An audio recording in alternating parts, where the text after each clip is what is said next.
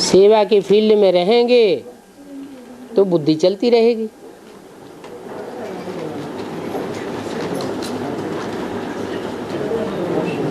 क्योंकि जो नए नए निकलते हैं उनकी बुद्धि बहुत तीखी होती है, नए नए प्रश्न करते रहेंगे। उन प्रश्नों का जवाब बहुत सावधानी से देना चाहिए। शंकर ने कहता है, शंकर ने कहता है माथा मोड़ लेते शंकर, परंतु शंकर है योगीश्वर, उनका पाठ है वंडरफुल। कैसा ये माथा मोड़ लेते, विनाश कराते हैं तो जिनका विनाश होता है उनका माथा मुड़ जाता है ना।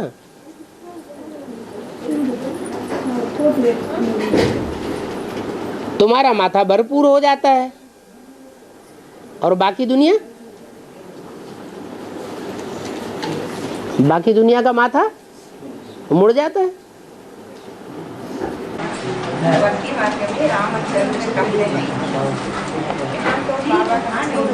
राम ज्ञान सूर्य कहते हैं। वो भक्ति मार्ग में राम को 14 कला त्रेता का मानते हैं, कम कलाओं वाला मानते हैं। इसलिए रामचंद्र कहते हैं, उनको पता ही नहीं है कि जब नई दुनिया स्थापन हुई थी तो राम वाली आत्मा के द्वारा ही ज्ञान सूर्य परमात्मा शिव इस संसार में प्रत्यक्ष होता है और 16 कलाओं से भी ऊपर चला जाता है।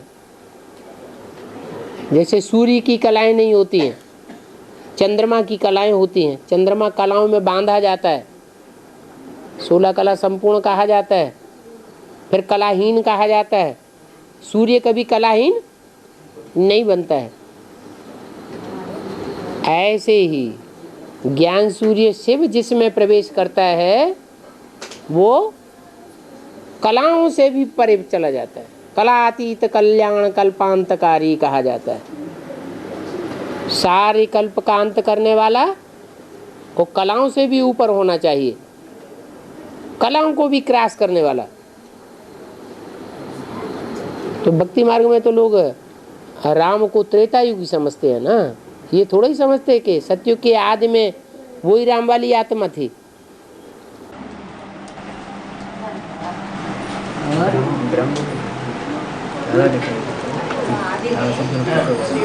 माता में प्रवेश किया ना, बीच माता होना चाहिए ना। पहले माता में प्रवेश किया है, भक्ति सुनाना। हाँ, इसलिए बीच पहली माता होना चाहिए ना, पिता हो गया। जब बच्चा पैदा होता है तो माता ने पहले पैदा किया कि बाप ने पहले पैदा किया, ये कहा जा सकता है? हाँ? अरे जैसे ही प्रवेश करके सुनाया तो सुनने वाले ने सुना और समझा। माता के द्वारा सुनाया गया और किसने सुना और सबसे पहले समझा? बाप ने सुना सबसे पहले और बाप ने सबसे पहले समझा भी। तो सुनने सुनाने का भी उसी क्षण बीज पड़ा और समझने समझाने का भी बीज उसी क्षण पड़ा।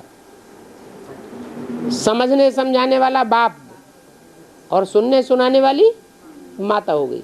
ये नहीं कहेंगे पहले इसने किया बाद में उसने किया।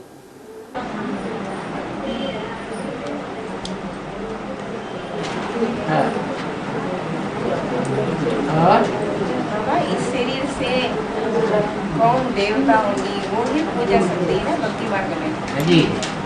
4.5 लाख की 4.5 लाख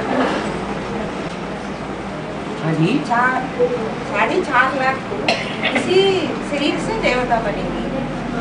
ठीक है, 4.5 लाख जन्म लेने वाले।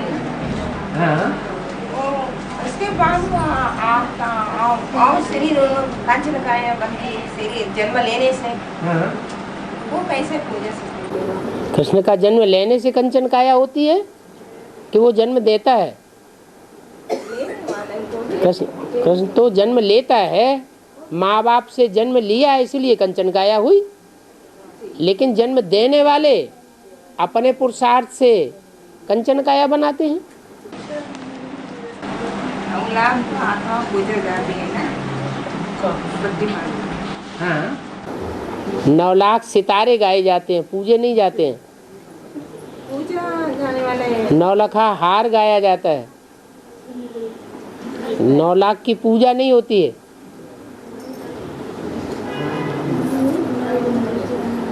पूजनीय वो हैं जिनकी आत्मा भी इसी जन्म में पवित्र बनती है और आत्मा के साथ साथ शरीर भी इसी जन्म में पवित्र बनता है। 4.5 लाख की पूजा। उन 4.5 लाख में भी नंबरवार हैं। जब रुद्र यज्ञ रचते हैं तो 1,00,000 2 लाख शालिग्राम बनाते हैं, इससे जास्ती नहीं बना पाते। तो जरूर सूर्यवंशी होंगे, चंद्रवंशी होंगे, वो पूजनीय है। और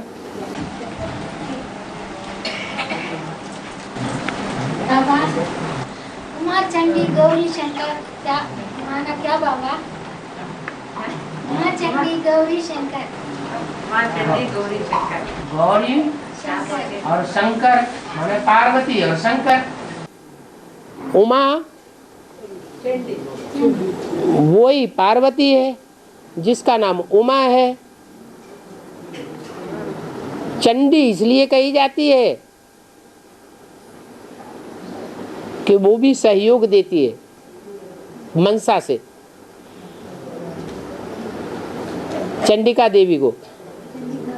अगर उसको सहयोग न दे तो पुरानी दुनिया ध्वंस नहीं होगी और नई दुनिया में फिर उसको कोई मानेगा नहीं, गौरी को। पुरानी दुनिया जब तक खलास न हो तब तक नई दुनिया की मान्यता नहीं होती है।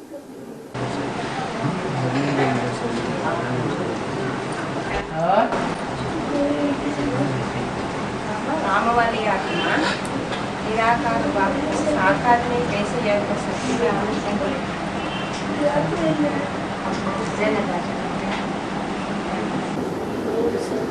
एक ही तो आत्मा है जिसके लिए संसार में गायन हुआ है, आत्मा सो परमात्मा।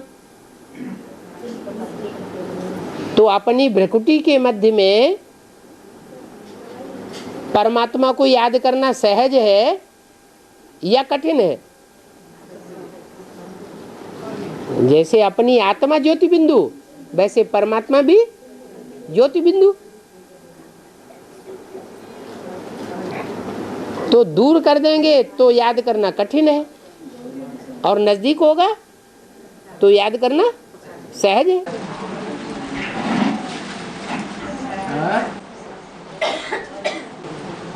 बाबा समय में राजस्थान गांव का रावण का मंदिर मूर्ति बना दिया बाबा। कहाँ? राजस्थान में? गाँव।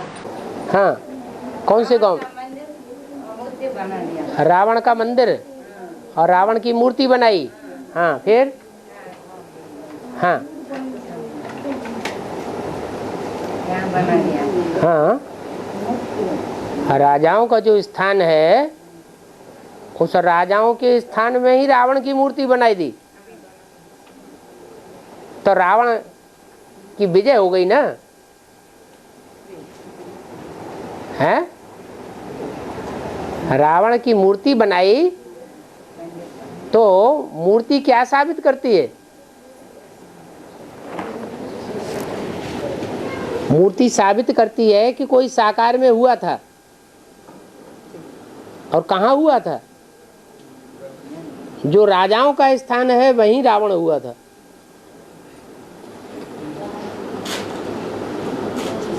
जबकि रावण राजाई चट कर देता है और राम राजाई स्थापन कर देता है।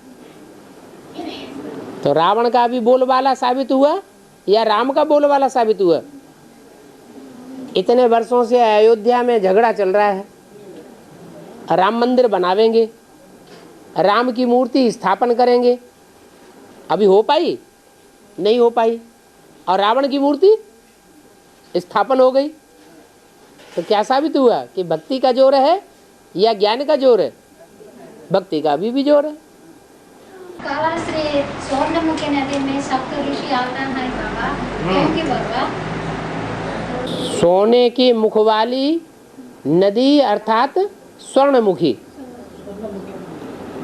सोना कहते हैं सच्चाई को।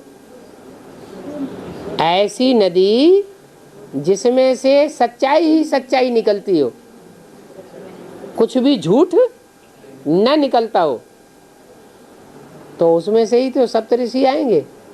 ऋषि कहा जाता है पवित्र को। जो पवित्र आत्माएं होंगी वो सच्चाई की तरफ डुरेंगी या झूठ की तरफ जाएंगी? सच्चाई की तरफ आवेंगी।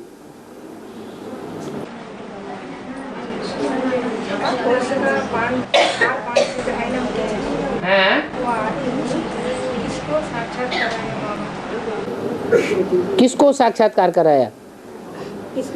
वो तो ढेर सारी माताएं हुई हैं, देवी माता, भगवती माता, कितनी कितनी माताएं, सबको साक्षात्कार होते रहते थे। आदि में नहीं, जब से ब्रह्मा के तन में शिव ने प्रवेश किया तब से साक्षात्कार होते ही रहते थे। कालाश्री में पाताल में है, देखा अंदर विनाश किया। वो क्या वो पाताल लोक विनायक है उधर। पाताल लोक में गणेश जी चले गए। हाँ, गणेश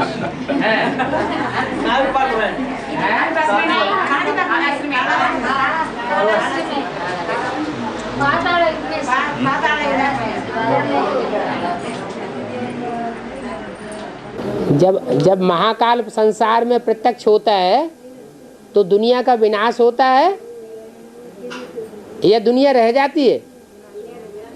दुनिया का विनाश हो जाता है। तो ये जो गणेश जी हैं, हनुमान जी हैं, ये सब क्या है? दुनियादारी है। ये सब कहाँ चले जाते हैं? ये सतयुग में रहेंगे?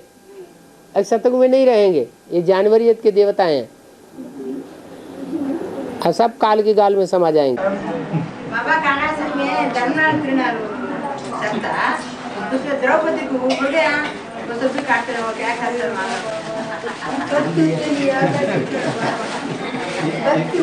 చెప్పండి మళ్ళీ చెప్పండి కాళాశ్రీలో ధర్మరాజు జరుగుతుంది కదా, ధర్మరాజు తిరునాళ్ళు, ధర్మరాజు ఎందుకు వస్తారు ద్రౌపదికి? ఎందువల్ల धर्मराज का तिरुनाल मेला लगता है। हाँ, मेला लगता है उधर।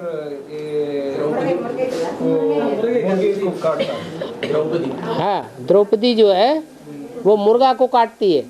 मुर्गा सबको जगा देता है, खुद सो जाता है। तो ऐसे विदेशियों को द्रौपदी क्या करती है? जो ध्रुव पद पाने वाली है, वो ऐसे मुर्गों को जो दूसरों को जगा देते हैं, खुद सो जाते हैं। जैसे सन 76 में क्या हुआ?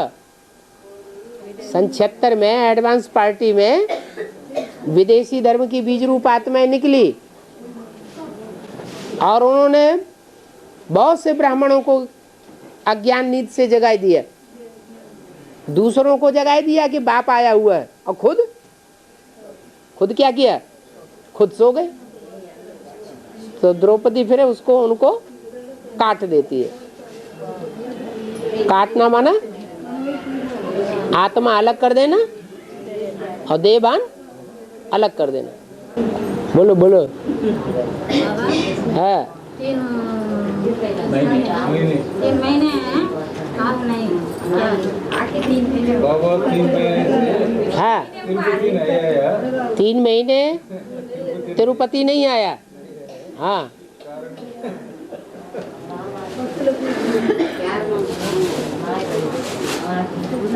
हम कोई एक ही काम थोड़े ही है, और कोर्ट कचहरी में बीच में जाना पड़ता है तो सारा टूर कैंसिल हो जाता है। बोलो बोलो, नहीं तो क्लास बंद हो जाएगा। अगर बेटी माँ बेटी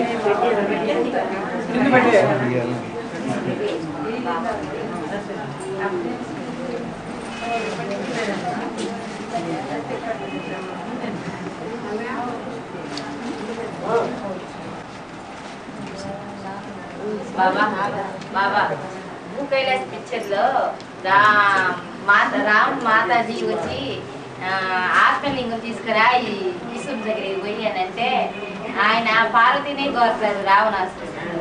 అప్పుడు ఏంటి బాబా దానికి అర్థం ఏంటి బాబా అని అడుగుతున్నారు.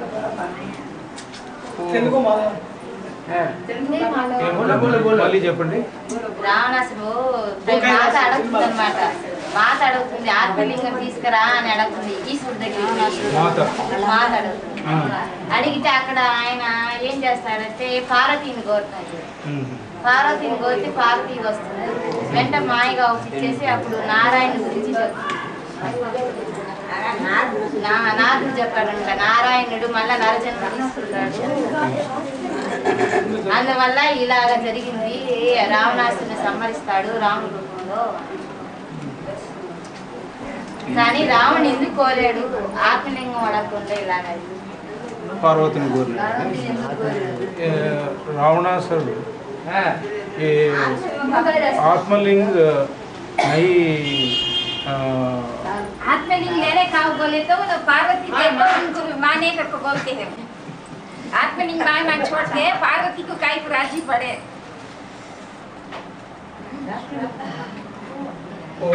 रावण आत्मलिंग मांगे नहीं सो पार्वती को लेते उनको राजी पड़ के आए बोलते हैं।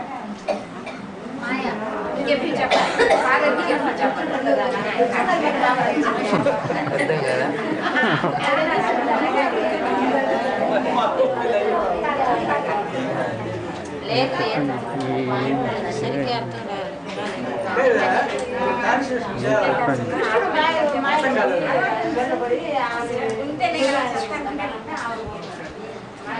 कालिका रूप आदि बाबा पार्वती देवी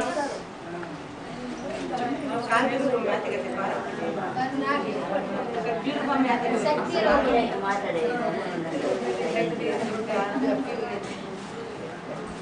माताएं टीवी भी देखती रहती हैं और टीवी की बातें सारी पूछती बैठ करके। नहीं बाबा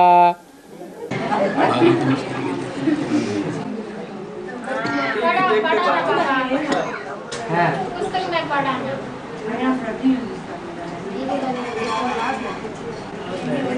क्या पूछ रहे समझ नहीं आया। మీకు కూడా అర్థం కాలేదు మీకు అర్థం కాలేదు बाबा दुआ का मतलब क्या होता है? दुआ का क्या मतलब होता है? दोहा दोहा माने दो लाइन की कविता। किसी का कुछ एक्सीडेंट हो जाता है बोलते हैं दुआ करो सब ठीक हो जाएगा करके बोलते हैं ना। दुआ दोहा नहीं दुआ। हाँ दुआ का मतलब है किसी के लिए अच्छा सोचना कि ये अच्छा हो जाए ठीक हो जाए बढ़िया हो जाए इसको दुआ हो जाए। क्योंकि अच्छे वाइब्रेशन करेंगे तो अच्छा ही होगा ना, बुरे वाइब्रेशन छोड़ेंगे तो बुरा हो जाएगा। संकल्प जो है वो संकल्पों में पावर होती है। अच्छे संकल्प कहते हैं ब्रह्मा के संकल्पों से सृष्टि रची गई, तो अच्छे श्रेष्ठ संकल्प रचे होंगे तभी तो नई सृष्टि रची गई। आज की दुनिया नीचे गिरती जा रही है क्योंकि सब एक दूसरे के प्रति खराब सोचते हैं तो बद्दुआ देते हैं। हाँ उसको कहते हैं एक दूसरे के प्रति दुष्ट भाव से सोचना माने बद्दुआ देना, अच्छे भाव से सोचना माने दुआ देना। पाकिस्तान में या कराची में हाँ यूके वाली सब गुरुओं के अंदर छुपा कर दिया ना। हैं हाँ जी पब्लिक करेंगे उसमें क्या बात है? जो आदि की वाणी होगी सतो प्रधान होगी या तमो प्रधान होगी? सतो प्रधान चीज होगी, सतो प्रधान चीज निकलेगी तो नई नई जो बातें हैं उन नई नई बातों से सारे राज खुल जाएंगे। अभी भी बहुत सी बातें हैं जो मुरलियों से उतनी क्लियर नहीं हो रही है, वो आदि की वाणी निकलेगी तो सारी बातें अब क्लियर होने लगेंगी, छुपे छुपे राज सारे निकल पड़ेंगे। कब निकलेंगे? 100 साल के अंदर ही निकलेगी, बाद में निकलेंगे। त्रेता युग में सभी को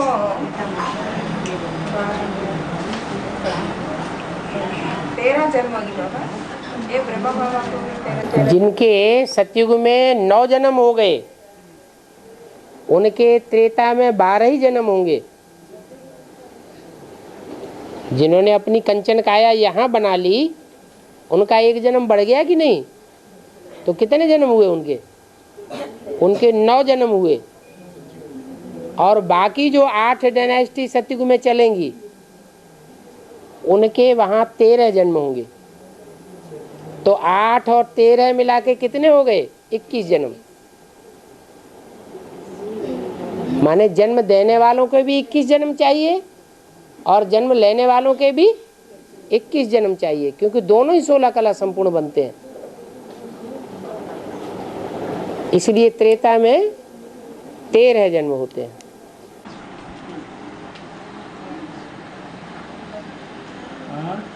कुंभ मेला में एक ऐसा पत्थर है जो पानी में टिरता रहता है, उसका क्या मतलब हुआ?